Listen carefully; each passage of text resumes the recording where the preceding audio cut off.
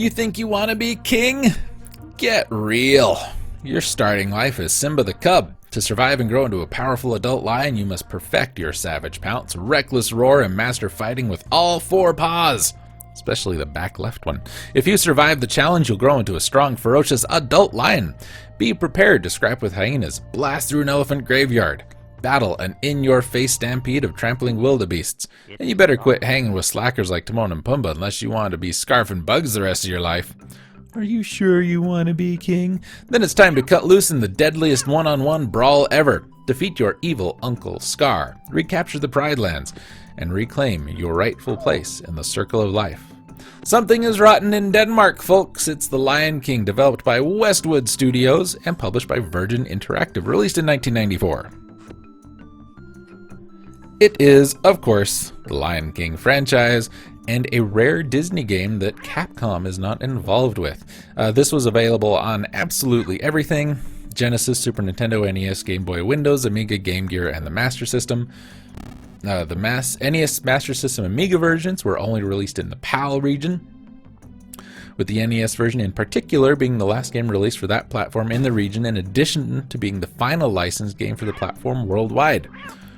Wait a minute, what happened to the other one, huh? We are conflicting information.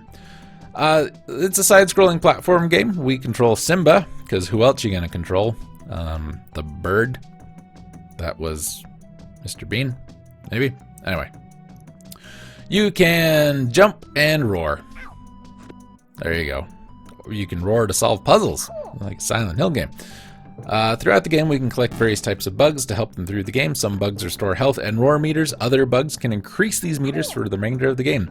Spiders will make you lose health.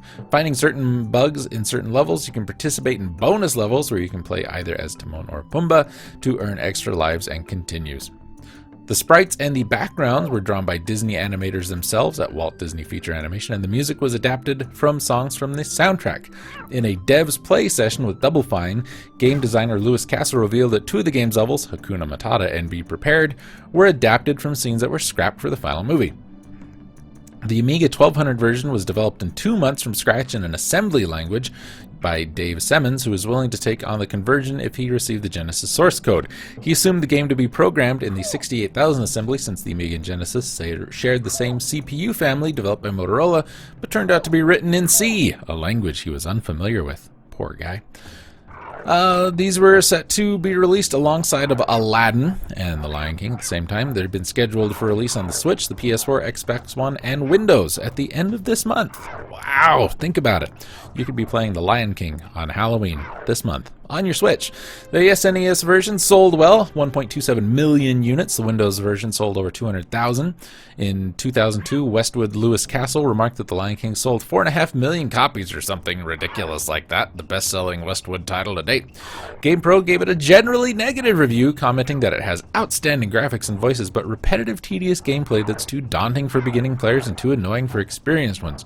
They particularly noted the imprecise controls and highly uneven difficulty, though they felt the movie quality graphics, animation, and sound were good enough to make the game worth playing regardless of the gameplay.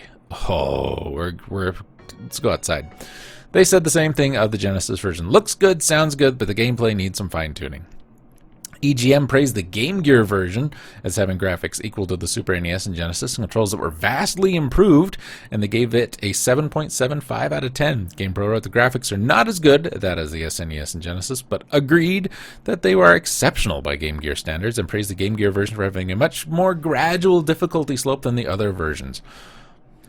Next Gen reviewed the SNES, gave it 4 stars. They said, even though it's much harder than Aladdin, it's never unfair or frustrating. I disagree. I think the controls in this game are absolutely horrid. I put this in line with the Super Star Wars games, for sure.